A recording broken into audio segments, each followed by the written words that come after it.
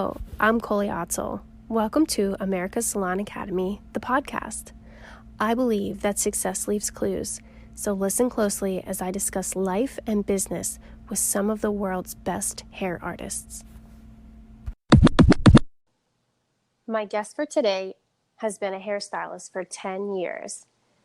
When he first started his career, he was on sets with photography campaigns for major brands and working Fashion Week in New York City.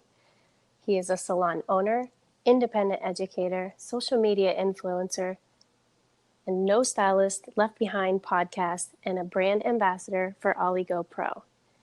He is moving his and his family's life across the country to live in Los Angeles, California. There, he will be behind the chair at Larissa Love Salon. Today, we are speaking with Jay Ladner. Jay, thank you so much for being here with us today. Colie, I am so excited. I have been binging your podcast and I'm super pumped. Oh, that's awesome. I'm so excited to hear that. So we have been so excited to have you as well. We've just been counting down the minutes until you grace us with your presence. Yes, I have been counting it down too. So where are you from originally? So I am born and raised from Tampa, Florida, the Sunshine State. Oh, that's so cute. So what did your mom and dad do for a living? So my dad, he is an electrician and just someone who has showed me how to be successful. He had to raise 7 kids and he just worked so hard. And my mom wasn't in my life. She deals with addiction and has been in and out of jail all my life. And I met her when I was 18. Oh, wow. What an interesting story you have. I'm sure that's Yes. made you strong in so many ways. Yeah. And when I think about it, and when I talk, on Instagram and like in classes around the US, I tell people, if you really look, my dad is awesome and he was really there, but he was absent because he had to work a lot. Right. But having a mother never there and wanting to know what that was like to have a mother, I didn't really know. I had a stepmother, but it wasn't the same, right? But the cards that was dealt for me, I shouldn't be, right? You would think oh, he had it easy where he is now, but I was kicked out at 16. Wow. For being gay, and I really never went back home. And that was the moment where I just kind of decided, one thing my dad has ever taught me is to love myself, and to just work hard. And when you put all your eggs into the baskets of your success, there's only one opportunity, and it's to be successful. So you just got to show up and work hard. And, I had to figure that out at a young age. Wow. Already so much amazing advice. Yes. Oh, you're the best. So what did you guys do for fun then when you were growing up? We lived in the world of not social media, right? So a lot of us listening can really understand the fact we'll play freeze tag outside or just hang out. The weather was always gorgeous in Florida, thankfully. Yeah. Very hot, but as a young kid, you don't really care about that. Mm-hmm. I love going to the skating rink and, to the movies with my friends. So, and then I was connected with church a lot when I was growing up in middle school and high school, and I was a praise and worship leader. I would literally, Colie, I would find a way to stay at church so I never had to be at my house because it was very toxic. Oh my goodness. So I would play outside or go to church. I just removed myself as much as I could from the house that I grew up in. Yeah. There's a lot of kids too. Did you get along with your siblings? Okay. Oh my gosh, yes. I just love my family. I mean, my older brothers would pick on me, but I love that because they knew that I was more sensitive. Yeah. So they're looking out as older brothers. And then my sisters, of course, I would always play with their hair and and they really accepted me for like all my quirks. And I would always gravitate towards like their Barbies and their clothes and just like being more feminine. They always supported that. So it was great to have my sisters. They're Yeah. awesome. Yeah, that is great to have your sisters and have other options available to you, right? Yes, yes. So, how old were you when you actually figured out that you wanted to do hair for a career? So, fun fact, I was a performer professionally before I did hair, but I found myself, I worked at Busch Gardens in Tampa as a performer, and I would always do like my friends' hair, like their makeup, and I would make wigs Hmm. in the costume shop for extra money for shows. So but I wasn't aware like I wanted to do hair, like for a career, Okay. until I met my husband and I was 21. And I already went into Paul Mitchell School Tampa 3 times before I met him, like thinking about it. But I was like, I don't know, like I gotta work, I gotta make money, like I can't, and I wanted to fully commit. Right. So when I met my husband, I was 21, and I would always do my friend's hair at his house, and I had a blog about fashion and makeup and accessories and hair, and he was like, Jay, like you need to be a hairstylist. I think you would be epic at it. So I was like, you know what? We went together to Paul Mitchell School Tampa for my 4th time. And that moment, I was ready to accept what I was going to become.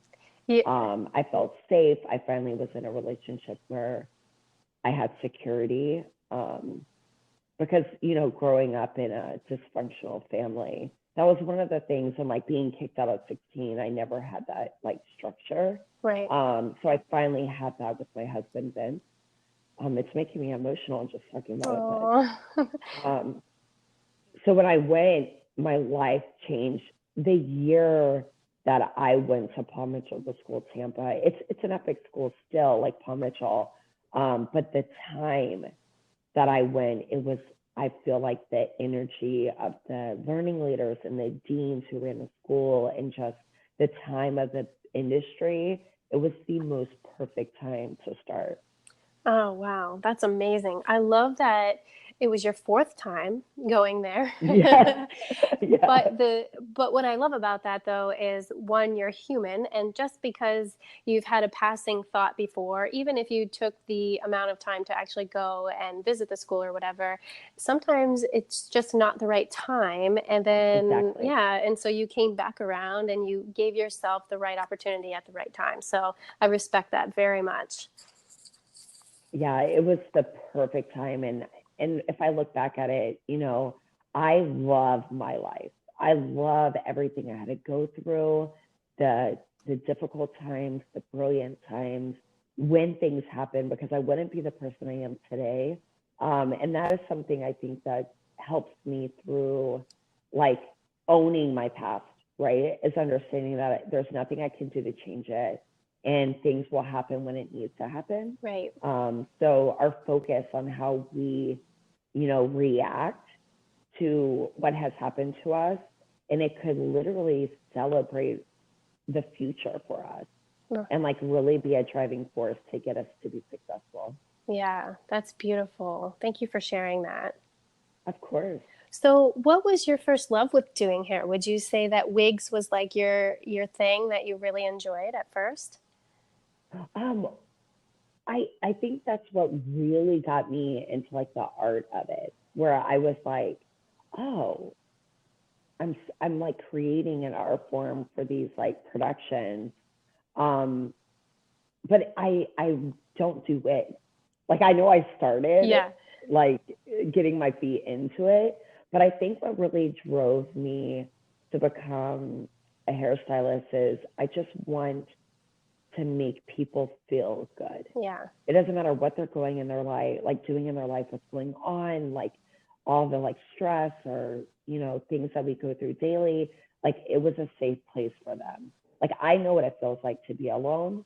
So I created an experience and started in school and realizing that we have an amazing opportunity. We're licensed to touch, and we can be an impact, a good impact on the people that are coming in Right. to the salon. Yeah, I mean, a big part, because for me personally, as far as doing hair and working with people, a big part of it is to see the actual transformation, how you can change somebody on the outside, but what that does for them on the inside. Yes.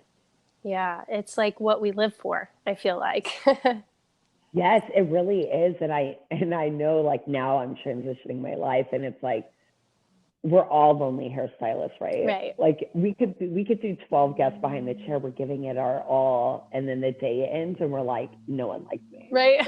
Like, right. We forget that like we are making this huge impact, even if it's one guest or like 12 in a day.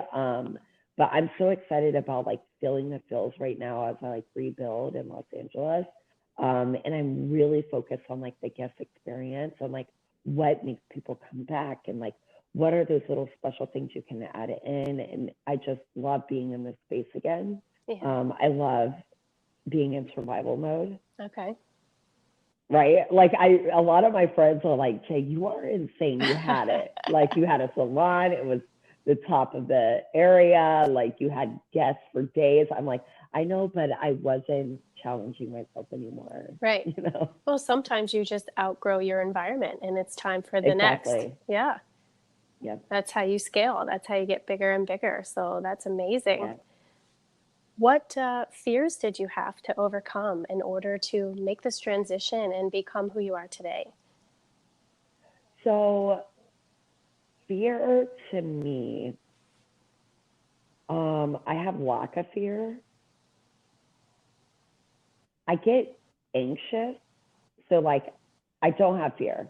I get anxious. Okay. So hear me out. Let me walk everyone through this. So I'm all about just fully committing to something.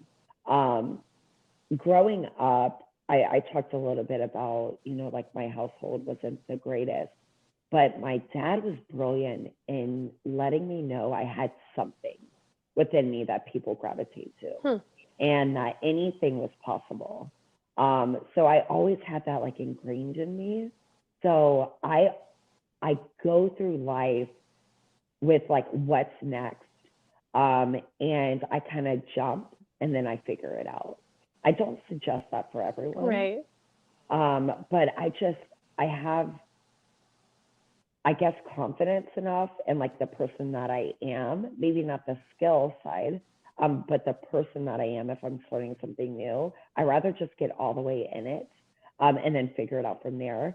But fear, I just move past it, If we sit in fear too long, we won't get anything done. Right. If you start to get in your own mind and in your own head, you will not move forward. Yeah. Yeah.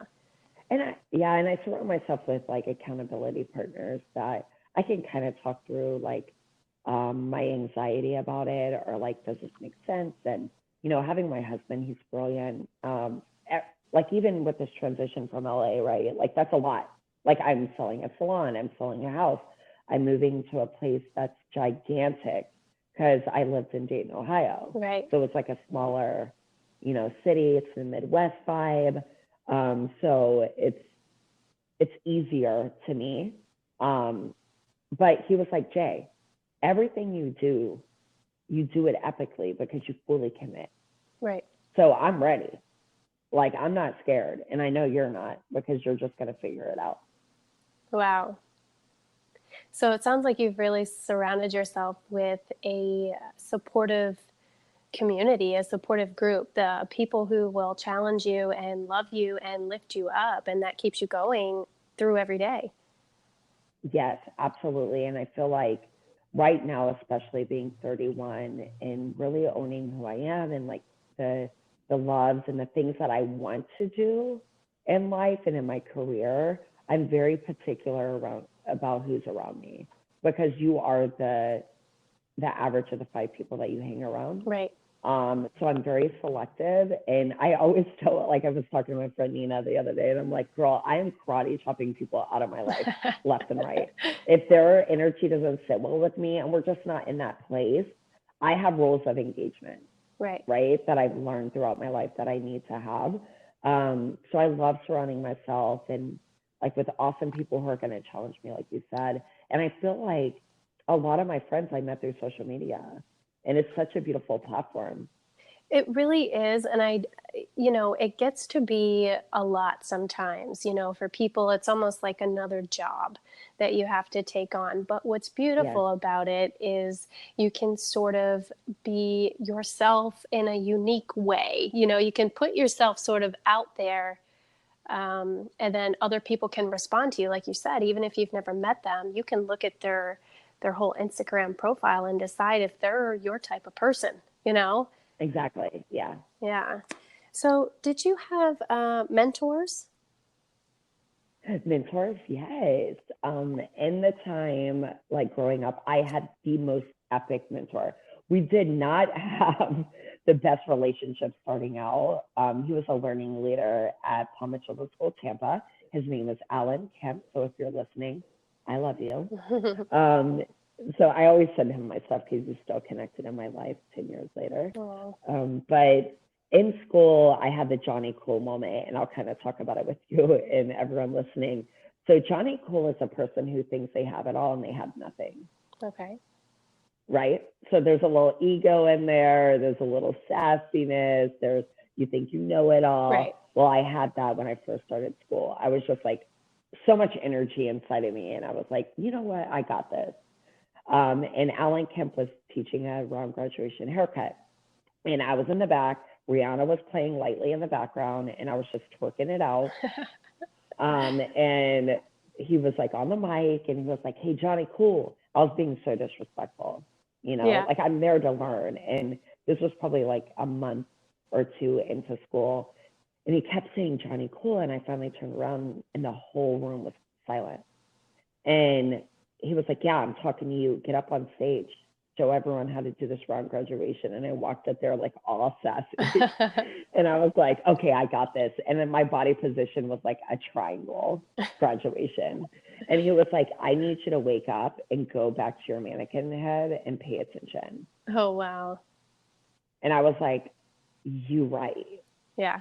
Um, and I was just like, "Okay, like I'm gonna pay attention. Like I got this." And that moment sparked a new, drive for me. Like I woke up, like it was my goal to show him, right? Because now he held me accountable Right. that I could be Johnny Cool. Yeah. And months later, like that, like I was in, student council. I was on the green team, like giving back.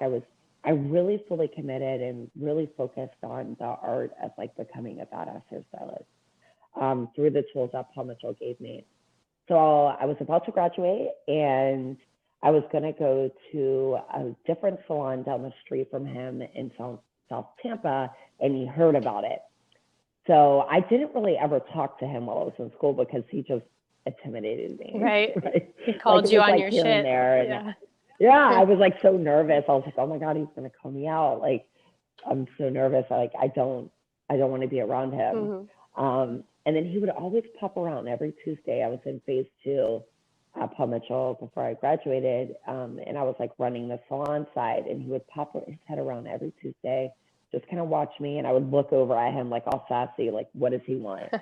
And then finally he walked up to me and he was like, "Hey, I want to offer a position at my salon for you. I think it's going to be epic." And I'm like, "Yeah, I have another salon I'm going to. Sorry." Like I was just like cut him Wow. off, right? Um, and then he's like, "Hey, come check it out." And so I went, and I was like, "Absolutely not. It's old school. Like I can't." And he was like, "Give me a week." He remodeled Colie the whole entire salon down to the floors. Wow. And I walked back in and I was like, "All right, sign me up." And he was like, "Okay, Jay, like I'm going to make you work. Like I can see you being a salon owner eventually. I can see you being, someone in the industry that will have a voice, and I want to help you get there." He offered me 70% commission. Oh my gosh. I'm assuming So you he took was, it. yes, I Okay. took it. I was there for a year. I worked hard. He gave me the keys to the salon. He really showed me like the ins and outs. He would hold me accountable. It was not easy. But I was so happy that that was the home that I picked for my first salon. He's still in my life. And I always tell the ending story of when I moved because my husband was active duty in the military. So we moved around a lot. So we were moving from Florida to North Dakota. And it was the last day in the salon, and we were having a party. And Alan got really serious with everyone in the room. And he was like, you know, Jay, when you started, you were just this lost soul. And I've watched you grow. You took, you know, my advice and you stood your ground on what you believe and where you see the industry going. And you forced everyone in the salon that is old school to kind of get into the new school, you know, ways. And we're so thankful that we had this opportunity with you. And I want to let you know I think you're Johnny Cool. And I cried. I was crying because I was waiting. There was a year of just hard work and dedication I was giving to myself and his brand and, you know, just trying to prove to him. But you know what I realized that day? What's that? I needed to prove to myself that I mattered Right. and that I was able to have an amazing career. And that validation from Alan sparked the validation within myself. Right. And I became Johnny Cool. And it was so awesome. Like, Yeah. so he's still in my life. I think he really is, you know, the reason why I still move and shake the way I do. The little things he would always say to me whenever I was like connecting with like different businesses in the town. And he's like, you know, talk is cheap. It takes money to buy land. So just trust people for what they say. They have to show up. And I live by that daily. Right. Daily. I'm like, if someone's like telling me, oh, you're going to get signed with this, I will sign you, or, you know, being a social media influencer or like doing a class or whatever. I'm always like, okay, talk is cheap. It takes money to buy land. Yeah. If I come in on my end, they need to come on theirs, you know? Yeah. So there's stuff that he still taught me that I live to this day. And I try to give back. And that's why I mentor now as an influencer and, you know, a salon owner and an educator. I want to mentor because I had the most amazing mentor and I want to give back as much as I can to this beautiful industry. Wow.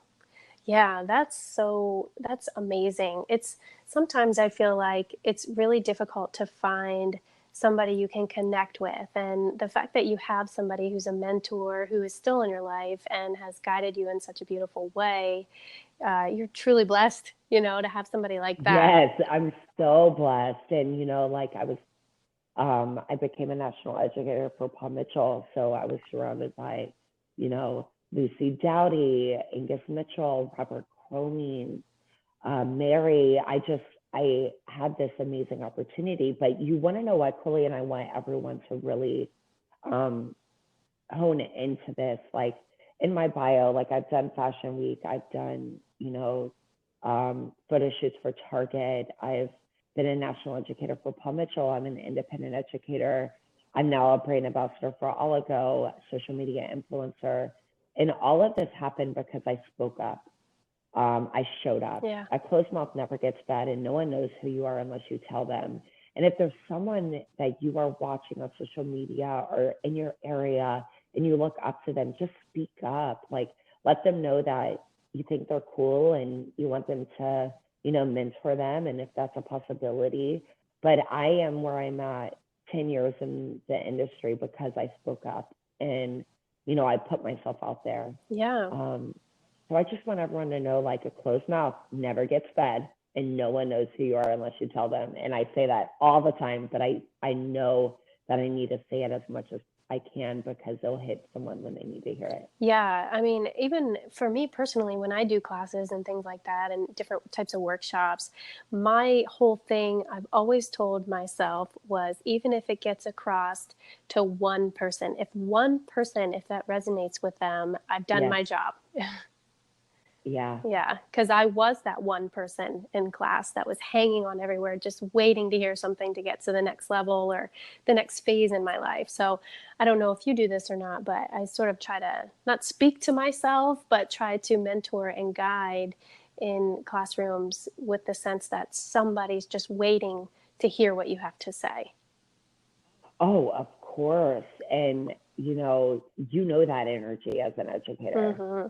Like, you know that person in SC who is like just busting out the seams. Right. And I think I always tell my new educators, Johnny and Ellie and Jake, with Ladner Education, I always tell them, I say, look for the 5 people in the room. And if you're lucky, there'll only be one. Yeah. Right. But look for that person, because that's the person you need to speak to. Right. Talk to the whole room, and, you'll see little light bulbs go off. But those are the people that are going to get you through the class as an educator, and they will be your ride or die, and you will know who they are. Yeah, definitely. It's evident.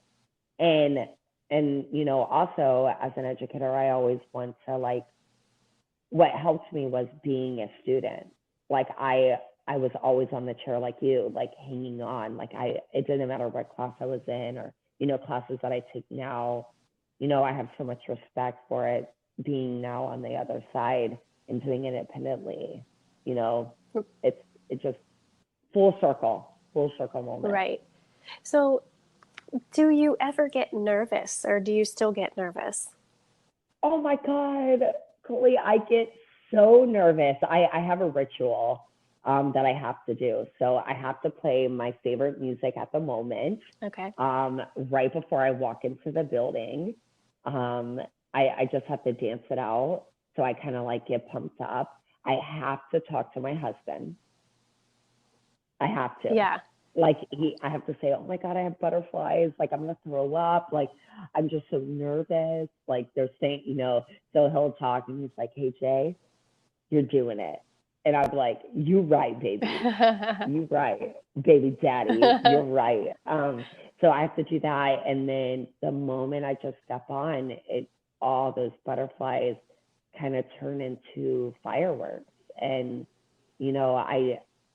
I feel so honored that I get the opportunity to, travel the US and Canada. And, in the next couple of months, I'll be hitting Europe. It's just a dream come true. And I'm really where I'm supposed to be at with, giving back and educating. But I get so nervous, I want to throw up. Do you get nervous? Oh, definitely. I'm like, oh my God, I have to breathe. I need to, like, talk, to my husband. I need the music.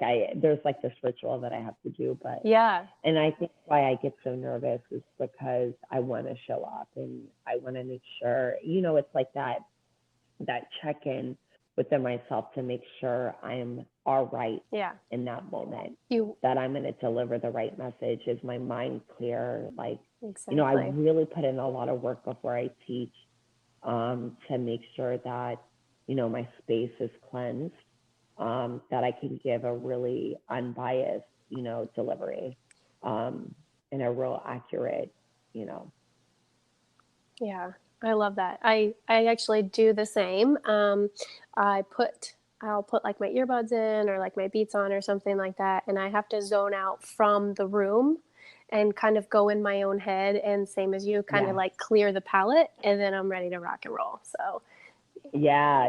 And then whenever I hit that stage, girl, it's game over. Right. Like, game over. I'm like, brace for impact. That's why Gina and I have that tour. It's like, when we both come together, it's like insane. It's insanity. Yeah. Because we're like full on, like, really, I'm really focused on the emotional side of beauty. I showcase hair, but it's not about that. It's about how to have self-worth and, really, like, elevate yourself and know that anything is possible, to surround yourself with awesome people and, really put in the work on yourself, and then everything else will fall in suit. Yeah, definitely. So, when did you really start to feel successful in your career, or say like truly proud of yourself? I think it was probably, I've always been proud of, like, just opportunities, because I've had a very, very amazing career so far. The opportunities that I have been given, I don't take them lightly. They've made me who I am today. My proudest moment, I think, was like opening the doors to my salon. And then my next proudest moment is letting it go. Yeah, That's beautiful. And I know it kind of like sounds insane. Like my first one was opening them, and my second project was letting it go. No, I see it. I can see it. It makes a lot of sense. You did it. You're growing. You're getting bigger and bigger. You're Yeah. changing, and you're going to the next phase. And I commend you for that. I'm proud to say that that's something that you recognize, that you're ready to move to the next phase, and you took the opportunity and you've done that. So that's very, very inspiring. Yes, of course. And, I had amazing mentors like, you know, Nina Kovner of Passion Squared is my business coach and friend and just mentor. And, when we were having a coaching call one day, I was like, Nina, I think it's time. Like, I've had amazing time, like amazing experience being a salon owner. It's given me credibility in this industry as an educator and influencer. And it's taught me a lot about being a human, and loving more and leading differently and, just a better person.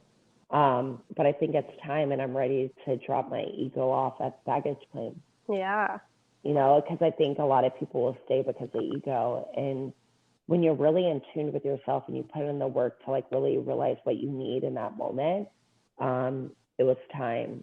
So yeah, I'm super pumped for the future. Yeah. I see a lot of things line up, like with what you're doing and what America's Salon Academy is doing, as far as like the emotional side of beauty and inspiring people. But you're also a hairstylist, and what we found on our end, and let me know if you have found this as well, is it's interesting to transition from, say, being behind the chair to teaching people how to build their confidence and to be proud of themselves, and then getting them to the next level in their life. It's a totally different game, but hairstylists need it, so badly. Oh, we are absolutely in the most amazing time of our industry. Yeah. And slowly but surely, this tribe of hungry as AF, sorry, I almost said that word. It's okay. Like hungry AF stylists are ready to just like elevate. And I think in the beginning, a year and a half ago, it was really a lot of discoveries on getting that message. But I think so many, independent educators, because that's where it's at. Yeah. Right? Like no longer do brands sell out classes, and it is what it is. Sorry, right. Brands listening. But it is what it is. And people want to know that they're being coached by someone who is doing what they are doing daily behind the chair. Yes. And, stylists are taking back their chair. And it's because we're now all moving and shaking together, and slowly but surely more stylists are getting woke on like what needs to happen in their career. I don't know I think we're on the same page with that. You love being a part of it. And just like, it's a fun time. Definitely. Yeah. I'm so woke about it. I just am so happy to be a part of it. Yeah, me too. I feel exactly the same way. And I love to speak with people who are kind of on the same level, because it's almost a new concept to a lot of, really is. to a lot of hairstylists. And I don't think a lot of them know the wave that's coming, Well, I need them to buckle up. Right. That's exactly right. So yeah, but I think social media too, like the power of social media and the way that you work it, like really gets the message out, and just being authentic and transparent. And, holding other stylists accountable that have experienced, amazing independent educators, to share it, share your favorite classes, share, your experience, because it's like in the upswing of it, it's nowhere where it's going to live. There's a lot of work to be done in that avenue. Right. But we have some heavy hitters hitting hard. Oh, for sure. Yes. So tell me about, I know you have a class coming up on July 22nd, the Unicorn Magic Hair Tour in San Diego. Would you tell us a little bit about that? Yeah. So can I start with why I started the Unicorn Magic Hair Tour? Of course. Yes. Okay. So I was a national educator for Paul Mitchell. I talked about that, and I stopped because I really needed to focus on my salon. I was still an owner at the time, and I was just like, you know what? Like, my team needs me. I need to grow them. I need to start working on them so that the whole business and brand can just start booming. Yeah. And really living its best life. And when I let go of that, I realized a year later, I was like, you know what? I'm going to start my own education platform. Gina Bianca inspired me. She was like, Jay, like, you have a lot to say. I did a class at her salon. She was like, this is where you need to be. So I was like, you know what? Like, let's do it. So I started Jay Ladner Education, started doing classes once a month at my salon in Dayton, Ohio. And my first class, 4 people showed up. My second class, 8 people showed up. My third class, 16. It all doubled, right? I love it. Doubling. And then I started blowing up on Instagram, and I was like, you know what? I'm going to do a hair tour. Like, and I'm a unicorn magician. So it's going to be all about, you know, awesome practical techniques that you can do the next day or same day that you learn it. It's so practical in the application that you won't forget, right? Because a lot of times we go through these classes and we're like, wait, what happened? Oh my gosh. Half the time, right? And, the sectioning alone, yeah. You're like, hold on, I need a graph. Yeah. So it's my goal. And, you know, people follow me, or if you don't follow me on Instagram, like, you'll see I make it simple. Like, I try to break it down to, you know, the easiest way of like understanding head shape to application to foil placement to color placement, all of that. So I reached out on Instagram and I said, hey, are there any salons around the US that want to host? I started with one, and then we are ending my tour. We had 12 classes. So the 12th class will be in San Diego with Hive Salon. And it's my tour is coming to an end, just the Unicorn Magic Hair Tour. So I'll have my team, which is me, Johnny Cosmo, Ali the artist, and Jake the barber. So we'll be doing a lot of blonding, practical blonding. We'll be doing men's grooming. With Jake, he's amazing. Johnny and Ali are just awesome. I'm watching them grow as educators. And Johnny and Ali went to my classes. Wow. In Ohio, and they went to every single one. And I was like, you know what? They're in the same city. They work at different salons. You know, they're woke. So I really asked them to join the team. And, you know, I want to do it. I don't want to do things alone. Yeah. And so I'm a mentor for them and for Jake. He's in Philly. So we're going to end the Unicorn Magic Hair Tour with a bang in California. There's tickets on jladner.com still available. So if you're tuning in and you want to, you know, come and celebrate the last official tour date for Unicorn Magic Hair Tour, for sure, hit me up. I love that you shared that you had 4 in your first class, because I feel like a lot of people think, you know, this just happens overnight. You know, you just have a class and it's like filled with 150 people your first time, you know, and like, that's just not reality. It just doesn't happen that way. So I appreciate the honesty. Oh my God, of course. Like, I was like, is anyone going to show up? Well, if one person shows up, I'm good. Right. I have someone to talk to. So 4 people showed up, and then it just kind of like grew. And it's, if you think about it, so if you're out there and you're like, you know what, I've been in the industry for a while, I have credibility, you know, I'm putting in the work, I have something to say, because a lot of it, you have to have something to say. Right. Do it, but get ready. It's going to be 1 to 4 people. Right. Or your first class, maybe no one bites. Yep. But how bad do you want it? Yes. Keep pushing. Do you have something to say? Do you feel like it's going to impact the industry? And guess what? I know you have something to say. Right. So say it. Find out what your truth is. And, you know, it's a slow, just like building behind the chair. Yep. That one guest comes in, they refer their best friend, and then your circle of influence gets bigger and bigger and bigger. And then all of a sudden you're booked out 3 months. Right. So it's like, you have to go through the motions. And just trust and grow from every experience. Like, I have feedback forms from my first class.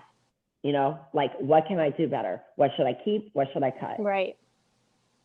What moves you? What did you get bored at? Like, let me know. Please be honest. My feelings will not get hurt.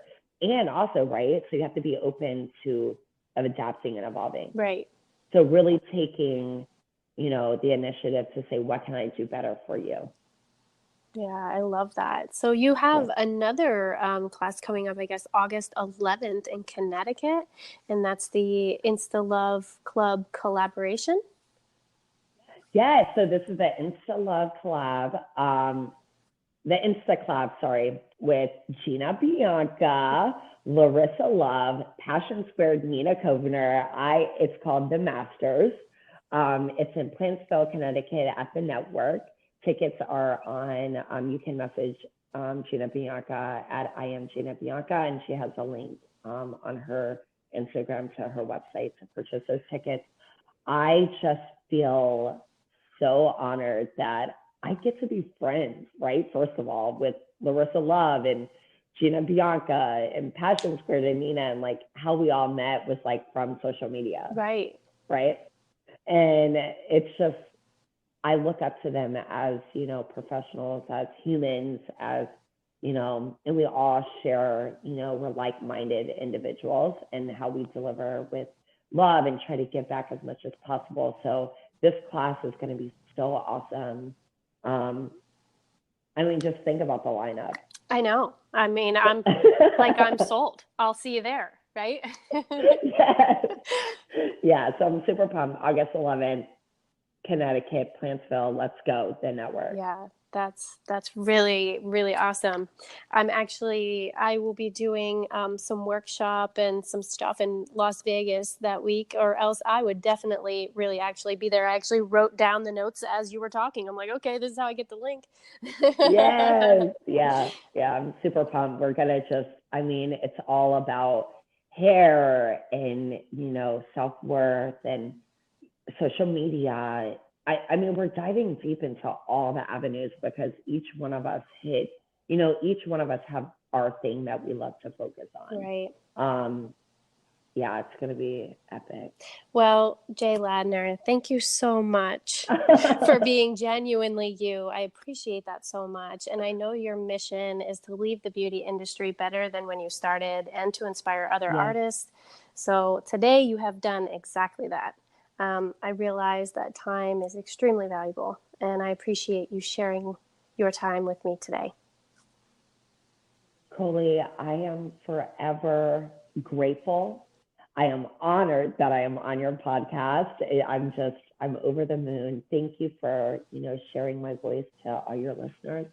And I just want everyone to know that they're awesome, right? You are awesome. If you're listening, you're awesome. Anything is possible. A closed mouth never gets fed, and no one knows you are unless you tell them. And Colie, I am forever grateful. Thank you for having me. Thank you very much.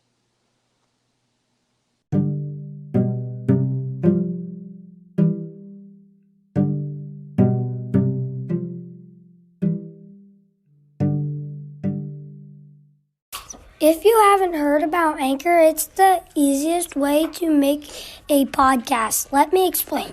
It's free. There's creation tools that allow you to record and edit your podcast right from your phone or computer. And Anchor will distribute your podcast for you so it can be heard on Spotify, Apple Podcasts, and many more. You can make money for your podcast with minimum listenership. It's everything you need to make a podcast in one place. Download the free Anchor app or go to anchor.fm to get started.